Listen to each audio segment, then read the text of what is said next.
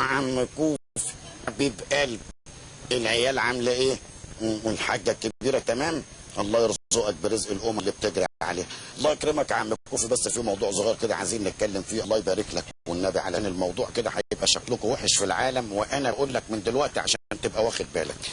شكلكم بقى وحش وبتكيلوا بمكيالين، ولا بيبقى في حصار على بلد عربيه لبلب شغالين. اسرائيل تنطط كله، لا من شاف ولا من دري، ونتخرس كلنا. فمن اللي بقول لك عليه عشان اللي تمشي زي ما هي، احنا معانا قرارين عايزين ننفذهم.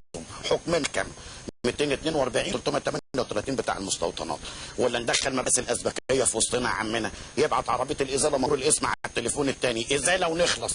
عايز تبقى نووي نقلبها نووي بالصلاه على النبي. نووي بيتباع في موسكو دلوقتي على الرصيفه. اخد مرعي بتاع الكلمه نروح نشتري لنا رصين نووي، وفي واحد متفاهم معانا هناك الاخ كلاشنكوف ده يديك على كل رصين راس دي زي البيتزا كده، زي البيتزا عندك، فتبعت لنا ونقلبها بالصلاه على النبي. الله يرحمك علشان تخلص الموضوع ده. سلام يا عمكم. ادي كوفي.